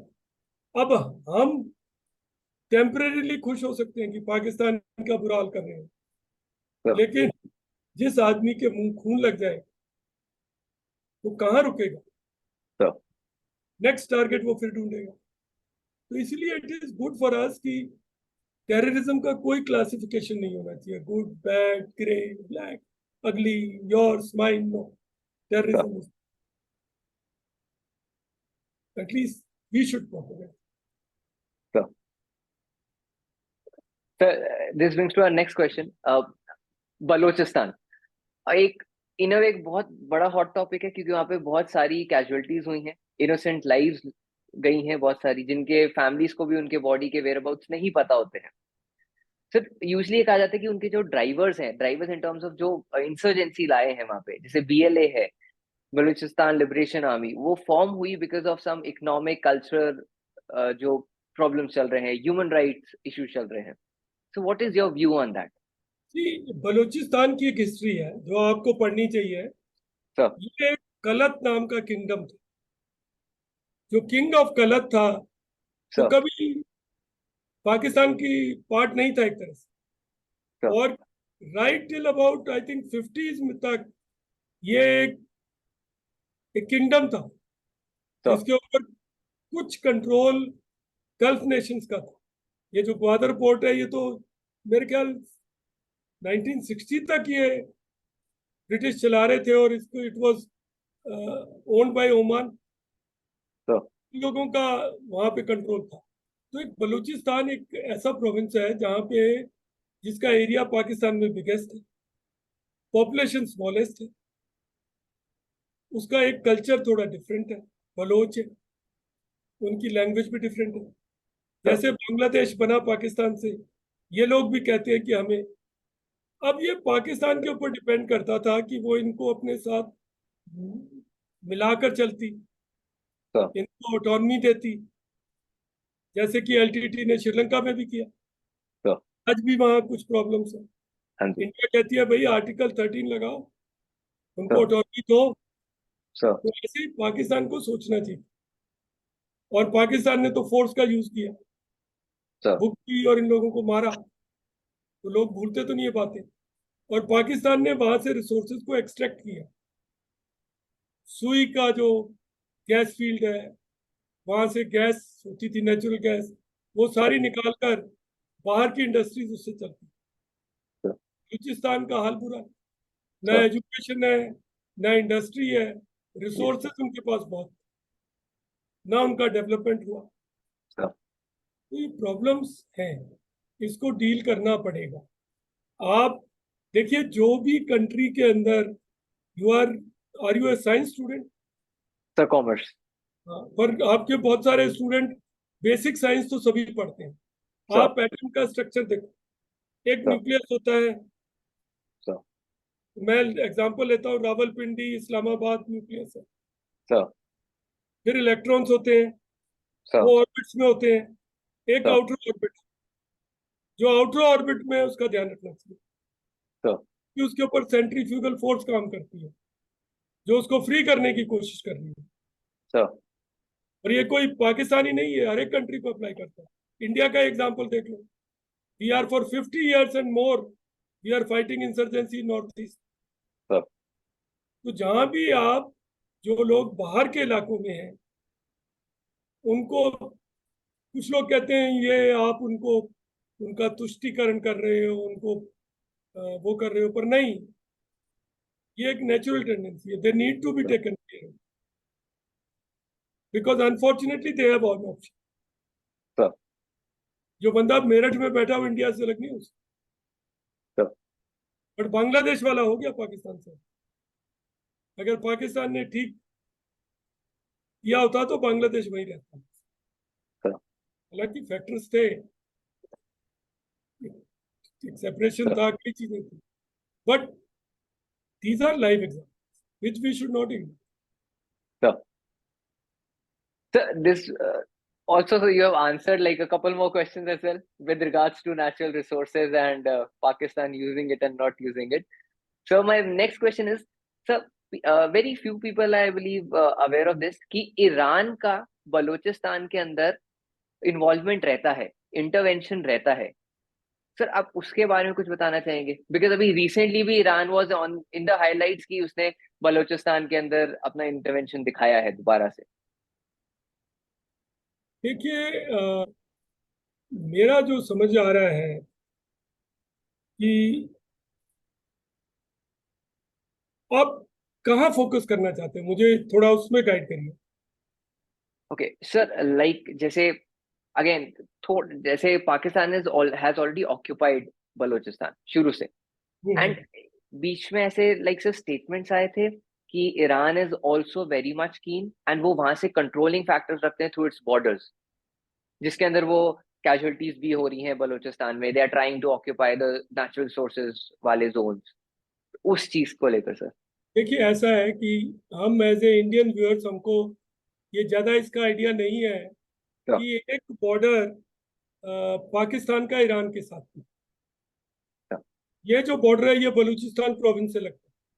हाँ। बलूचिस्तान में सुन्नी है, और जो ईरान का जो वो बॉर्डर प्रोविंस है उसका नाम है सीस्तान, सर। उसमें भी सुन्नी है, सर।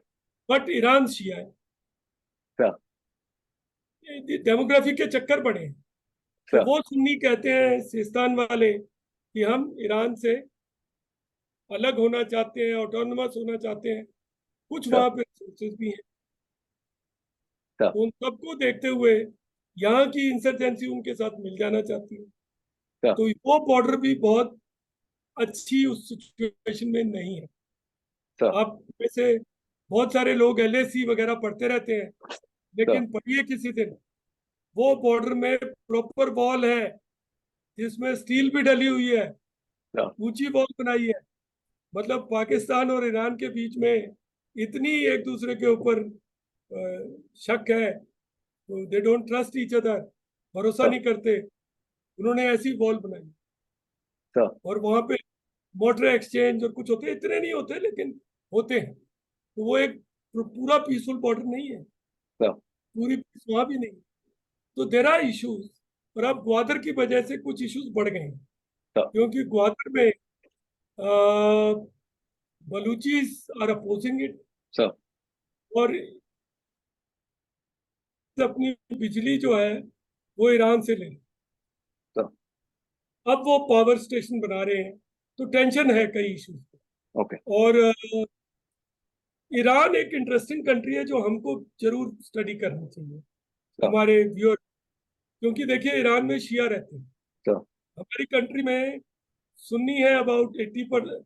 हमारी कंट्री में रफली 15 से 16% मुसलमान हैं। सर। मुसलमानों में 16 से 17% शिया है, बाकी या। सब सर।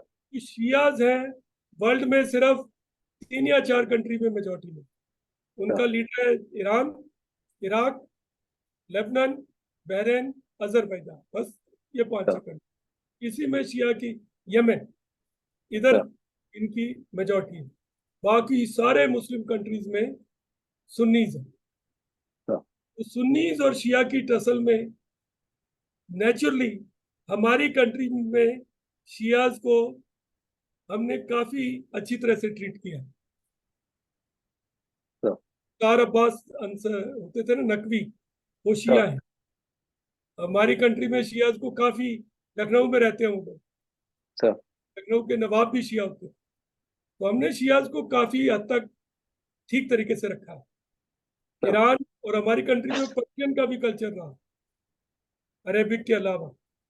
बाकी पर्शियन बहुत कंट्रीज में नहीं है। तो ईरान सर। के साथ हमारी एक नेचुरल कॉन्स्टिट्यूएंसी है। सर। तो जहां जहां भी शियाज हैं, हजाराज हैं, demography is a very important issue which should be studied by all the people who are interested in strategy and sir. taken, not to manipulate, but there is a sir. natural tendency। Sir. जैसे कि अफगानिस्तान की बात हम कर रहे थे, तो जो सदर्न अफगानिस्तान है वो पश्तून है, बट जो नदर्न अफगानिस्तान है वो ताजिक, हजारा, उज़्बेक, ये है। ये लोग पर्शियन बोलते हैं, ये डर्री बोलते हैं। ये एक डिफरेंट सर। कल्चर है, और इंडिया के साथ उनकी अच्छी रिलेशनशिप है। तो last question of this section, CPEC के अंदर बीएलए ने बहुत बार चाइनीज पे भी अटैक किया है, बहुत सारे चाइनीज वर्कर्स की डेथ हुई है उस चीज को लेकर अटैक के अंदर।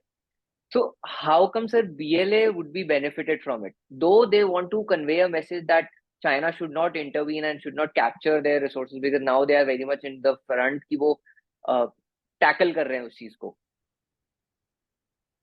देखिए ऐसा है कि चाइनीज वर्कर्स जब आए सीपैक में, सर। तो उनको प्रोटेक्ट करने के लिए पाकिस्तान आर्मी ने, शुरू में तो नहीं थे अरेंजमेंट, जब सर। एक्सपीरियंस अच्छा नहीं था शुरू में, तो उन्होंने 2 लाइट डिविजन्स को रेज किया। सर। अबाउट 30,000 ट्रूप्स हैं, स्पेशल उनको इक्विपमेंट दी गई है, और जो सीपैक का काफी पैसा उधर डाइवर्ट हुआ, और आज वो चाइनीज को प्रोटेक्ट कर रहे हैं, कल इंडिया से लड़ाई हो तो वो क्या करेंगे, आप सोच ही सकते, ये तो कहला ही है। तो पाकिस्तान ने अपनी कैपेबिलिटीज को भी बूस्ट किया, लेकिन किसी भी फॉरेन वर्कफोर्स को पूरी तरीके से प्रोटेक्ट करना इतना आसान नहीं है। जहाँ कल्चरल डिफरेंस, जो चाइनीज लोग हैं वो आम तौर पे खाने में पोर्क खाते हैं, आप चाइनीज डिश देख लो, they are dominated by pork. Chinese इतना चिकन नहीं खाते, मटन नहीं खाते, पोर्क खाते, that itself is a flash point. Chinese culture अलग है, वो अलग कॉलोनीज में रहते हैं, तो देयर आर इश्यूज, उनको पे अलग होता है, वो बॉस करते हैं उन लोगों को, तो टेंशन है, पहले भी होती रही। लाल मस्जिद के पास एक केस हुआ था, तब भी हुई थी ये, चाइनीज जो मसाज पार्लर में वर्क करती थी गर्ल्स, उनका एक इंसिडेंट हुआ था, which was quite a serious incident. Pervez Musharraf ने इंटरवीन किया था उस टाइम पे, तो ये चीज रही है कई दिनों से। और Chinese are very upset with Pakistan, क्योंकि उन्होंने जो उनके वर्कर्स दासू डैम में जिनकी डेथ हुई थी 8 9 की, चाइनीज इतने सख्त हैं, उन्होंने हर एक का कंपनसेशन दिया, छोड़ा नहीं पाकिस्तान उसमें, वो पाकिस्तान से लिए। तो ये बात अलग है, पाकिस्तान चोरी चकारी करके उनकी राउंड ट्रिपिंग कर दे, लेकिन उन्होंने इंसिस्ट किया कि हम सीपैक में से कंपनसेशन नहीं दिया जाएगा, ये आप देंगे अपने बजट में से। तो Chinese have a genuine fair and they feel, अभी भी चाइना कहता है वो तालिबान को सीपैक में जोड़ेगा। तो हमेशा मुझे वरी होती है कि क्यों पंगा ले रहे हैं, कहते ना आसमान से गिरे खजूर में अटके, पहले तो सत्यानाश था, अब सवा सत्यानाश, आप ये करने की कोशिश कर रहे हैं। तो ये तो बड़ा सोच विचार करने की बात है। एंड फॉरेन वर्कर्स को इसीलिए चाइना अभी ग्वादर में एक अपनी अलग से सिटी, एक अपना अलग से एनक्लेव बना रहा है, बड़ी बड़ी वॉल्स बना रहा है, प्रोटेक्शन कर रहा है, ये सब चीजें कर रहा है। China has been forced into, Chinese have not been popular with Pakistan. Cultural differences, dietary differences, tendency to boss, many factors. So with this we come to the next section, that is Israel. Sir, Israel का मेरा सबसे पहला आपसे question है, Hamas and जब अभी Hamas ने attack करा है इसराइल पे, बहुत कैजुअलिटीज हुई है, बहुत डिस्ट्रक्शन हुआ है, बट स्टिल इसराइल ने हिजबुल्लाह को एक बार अप्रोच किया है बीच में टू हेल्प देम आउट, जबकि हिजबुल्लाह ने अभी कुछ साल पहले उनकी ऑयल इंडस्ट्री पे एक बहुत बड़ा अटैक पुल ऑन किया था, जिसमें बहुत कैजुअलिटीज भी हुई थी ड्यू टू द ब्लास्ट। तो sir, what as per you should have been the reason and expectations of Israel to get Hezbollah into the picture, जबकि अब Hezbollah फिर अटैक्स कर रहा है इसराइल पे? देखिए, ऐसा है कि ये जो इंटेलिजेंस वर्ल्ड है ना, बड़ा शेडी वर्ल्ड। मैंने आपको बताया कि there are allegations by Saudi Arabia कि मोसाद ने हमास को तैयार किया, तो इनकी एक दूसरे से बैक चैनल तो चलती रहती। जैसे पाकिस्तान ये एलिगेशन लगाता है कि हमारे बैक चैनल है, हमारी पॉलिसी तो नहीं है, लेकिन इंटेलिजेंस एजेंसीज में बैक चैनल्स होती हैं आमतौर पर। तो ये बैक चैनल्स का इस्तेमाल करके, क्योंकि अभी 200 लोग कैप्टिव हैं, उनमें से 2 को छोड़ा गया कतर के कैप्टिव। शायद आपको पता ना हो, मेरा आर्टिकल आप पढ़ना, मैंने ट्विटर पे डाला है। पिछली बार 2016 में प्रिजनर एक्सचेंज हुआ, एक प्रिजनर को 2011 में पकड़ा गया, सार्जेंट गिलास, वो सिपाही था जब पकड़ा गया, तो 5 साल जेल में रखा गया हमास के द्वारा, और हमास की जेल में इजराइल ने उसको 2 बार प्रमोट किया, सार्जेंट बना दिया। एक सिपाही जिसको कि आर्टिफिशियली 2 बार प्रमोट करके सार्जेंट बनाया गया। 5 साल के बाद जब उसको एक्सचेंज किया गया तो उसके बदले में 1050 प्रिजनर्स को रिलीज करना पड़ा। 1050, जिसमें से एक प्रिजनर वो भी था जिसका नाम है यहिया सिनवार। यहिया सिनवार कौन है? हमास की मिलिटेंट विंग का फाउंडर, आज नंबर 1 है इसराइल की हिट लिस्ट पे। उसको एक सिपाही के लिए फ्री करना पड़ा। आज उनके पास 200 कैप्टिव है, 2 निकाल दो, 198 में से 10 अफसर हैं, 8 या 10 अफसर हैं आईडीएफ के हैं, सर कुछ अफसर भी हैं। तो एक्सचेंज रेट क्या होगा? Will Israel have to free 16,000 people? सारी जेल खाली करनी पड़ेगी।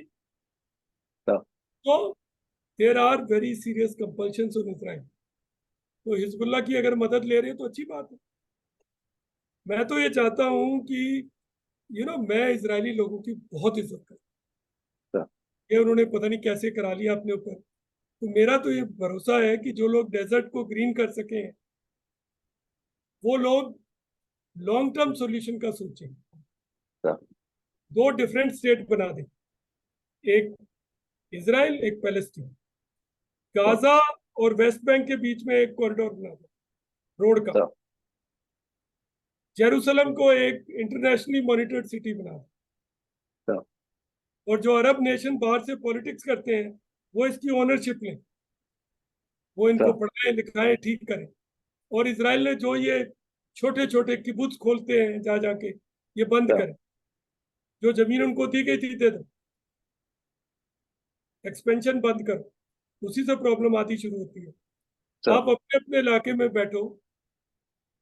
आफ्टर ऑल इजराइल में भी 10-15% मुसलमान रहते हैं, ऐसी बात नहीं। तो धीरे धीरे लोगों के बीच में अपना वो बनाओ और पीस में रहो। ये फंडा ही छोड़ दो एक दूसरे का कि मैं पूरा ज़ायनिस्ट इजराइल बनाऊंगा, मैं पूरा अरब पैलेस्टीन बनाऊंगा। 2 स्टेट अलग अलग बनाओ, अगर जरूरत पड़ती है 2.5 बनाओ। इजराइल, पैलेस्टीन, गाजा, आधा स्टेट जो कि पैलेस्टीन से जुड़ा है, यूनियन टेरिटरी कर लो। सर अभी आपने जैसे बोला कि 2 अलग अलग स्टेट्स बना लो, तो उससे एक क्वेश्चन रिलेटेड है कि अल अक्सा मॉस्क जो है उसके बेसिस पे ये वॉर पहले भी हुआ था, जिसके अंदर कि ये था कि वहां पे ज्यूज भी जाते हैं तो अरब्स भी जाते हैं प्रे करने के लिए। सर उस चीज पे अभी तक क्यों एक ऐसा इनिशिएटिव नहीं लिया गया कि वहां पे भी कुछ लाइक सेपरेशन आ सके जहाँ पे दोनों प्रे कर सके और वो इश्यूज ना आए दोबारा? है तो सही। देखो ऐसा है कि जैसा मैंने सुना है, मैं इजराइल गया तो नहीं, पर मैंने सुना है जो टेम्पल ऑफ माउंट है वहां प्रेयर नहीं करने थे, क्योंकि उसके ऊपर दोनों का क्लेम। तो जो लोग जेरूसलम में रहते हैं वो जा सकते हैं, अलेक्सा भी जा सकते हैं और दूसरी जगह भी जा सकते हैं, वेलिंग वॉल भी जा सकते हैं। लाउड है जगह जगह जाना, लेकिन कई कई शरारती लोग जाके गड़बड़ भी करते हैं। तो उसके लिए we they have to build a better mechanism करना पड़ेगा। It's not an easy problem, it's a religious problem, emotive problem, needs very careful handling. So one last question with regards to Al Aqsa Mosque. वहाँ पे जब I thought we entrance, are coming to end of this session. We had yes sir, for 2 hours. yes sir, just last one. So last question is sir that जब Al Aqsa Mosque का जो entrance है वहाँ पे बहुत सारी barricading है and usually Palestinian soldiers are there intact and they are always like checking is going on. वहाँ पे रोका जाता है, लोगों से questions किए जाते हैं, IDs check करी जाती हैं. Still sir this problem persists over there. यार देखो ऐसा है, आपने ही बोला हाँ कि जी इजराइल की सिक्योरिटी सबसे स्ट्रांग है। जी आयरन डोम, गाजा बैरियर, वेस्ट जी बैंक बैरियर। जो डिटर्मिन्ड ऑफ बंदा है ना, जो फिदाइन है, वो तो निकल ही जाए। तो ये तो कैट एंड माउस गेम है, ये चलता रहेगा। आप कुछ चेक लगाओगे वो उसका काउंटर बताओ। तो ये तो एक गेम है, चलेगा। There is need to be careful by everybody, I will say this. So thank you so much. Thank you so much for sparing time and being a part of the podcast. See, my viewers, I have enjoyed this conversation. I had given him some time and catered for something. मेरा कुछ family lunch था तो मैंने उसको delay किया, तो इससे ज़्यादा मैं टाइम नहीं दे सकता, पर कभी और मौका मिला तो हम जरूर आपके साथ मुखातिब होंगे। मुझे बहुत मज़ा आया। जाते जाते मैं आपसे सिर्फ यही कहना चाहूँगा कि अपनी रेजिलियंस बनाकर, Sir. और जो मेरा कोर लोगों के साथ है कि प्रोएक्टिव रहो, जिम्मेवारी लो, Sir. कुछ नया करने की सोचो। और आखिरी चीज जो मैं कहना चाहता हूँ वो ये है, ना किसी के अभाव में, ना किसी के प्रभाव में, रहिए केवल अपने स्वभाव। Don't live under influence of somebody, don't live with the feeling of being deprived of something. God will give you, if he is not given today, he will give in times to come. You do your bit. देखो, कुछ लोग तुम्हें डराएंगे, वो खौफ तुम्हें दिखाएंगे।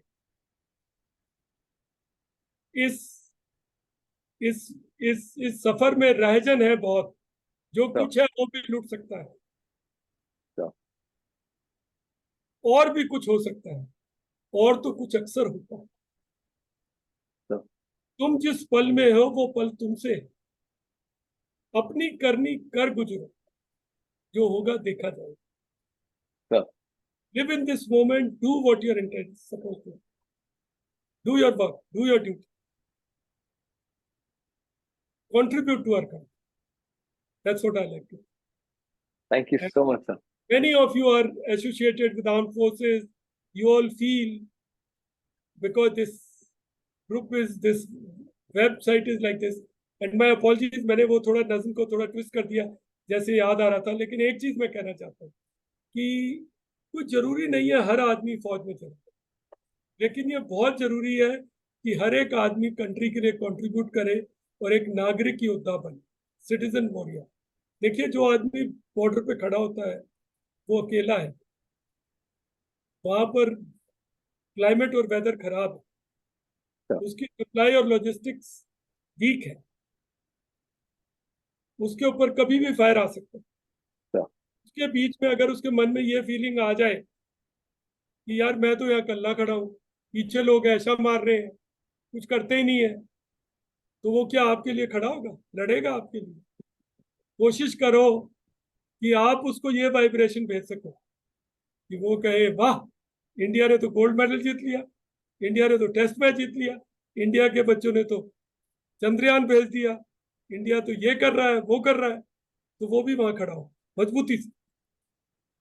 तो जरूरी नहीं है फौज में जाना, लेकिन जरूरी है उसको ये फीलिंग देना कि जिसके लिए वो खड़ा है वो सच्ची में इस काबिल है, जिसके लिए उसको ये सेक्रीफाइस करनी चाहिए। थैंक यू, जय Hind. Thank you so much sir. Recording मेरे से शेयर करना, और व्यूअर्स अगर आपको अच्छा लगे तो आप भी इसको शेयर करना, लाइक करना, और इनका जो है सब्सक्राइब करना, बेल आइकन दबाना। जो ये कहते हैं मैं कह देता हूँ। Thank you so much sir. Thank you sir. जय हिंद।